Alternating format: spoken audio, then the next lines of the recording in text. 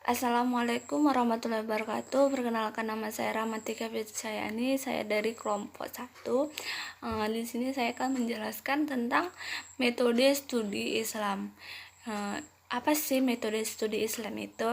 Nah, metodologi itu berasal dari dua kata. Yang pertama metode dan yang kedua logos. Nah, arti metode itu adalah cara, sedangkan logos itu artinya adalah ilmu. Jadi bisa dikatakan metodologi itu artinya ilmu cara.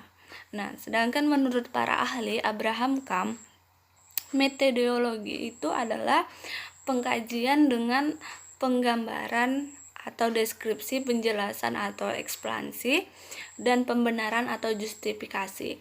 Nah, unsur-unsur metodologi itu menurut Abraham Camp itu ya ada 4.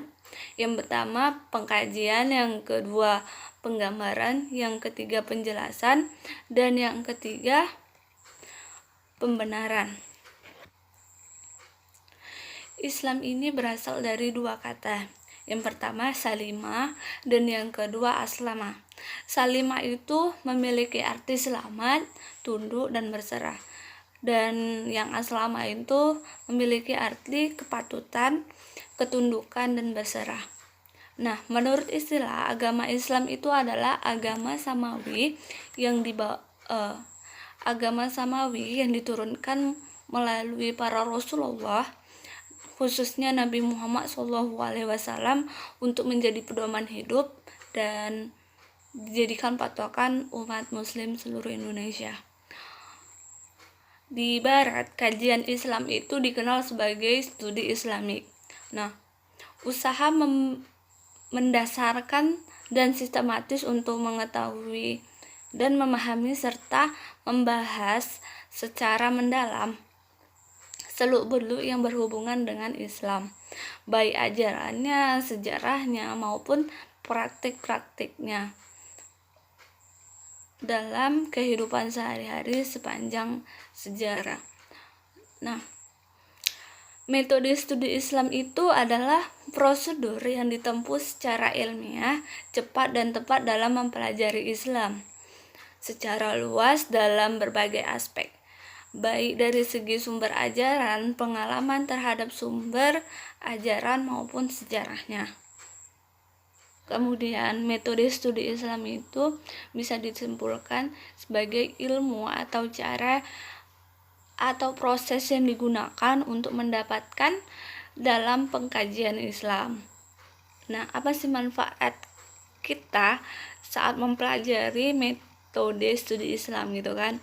Nah, jadi saat kita mempelajari metode studi Islam, kita mendapat 3 manfaat. Yang pertama yaitu untuk mengetahui hasil di dunia maupun di akhirat. Dan yang kedua, Islam dipahami dari berbagai sudut, sehingga bias dari sudut kita ambil, dari sudut-sudut manapun kita ambil. Dan yang ketiga, menumbuhkan rasa toleransi karena kita memahami metode-metode studi Islam itu kan.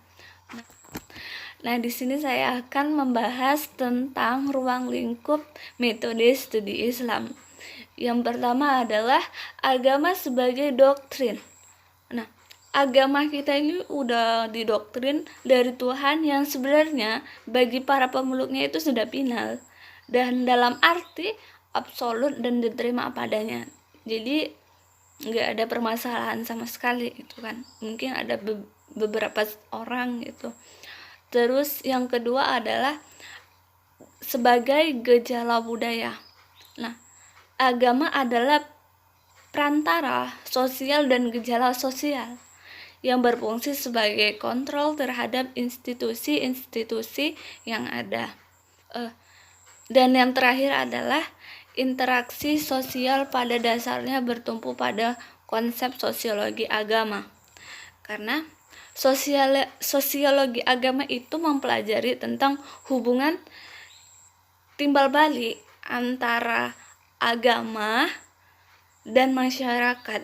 Jadi misalnya gini, masyarakat itu selalu memperingati Hari Raya Idul Fitri pastinya untuk umat Islam, kemudian memperingati Maulid Nabi dan sebagainya. Nah, itulah penjelasan dari saya. Kemudian akan dijelaskan kepada teman saya Nurul Hafijah. Wassalamualaikum warahmatullahi wabarakatuh. Terima kasih.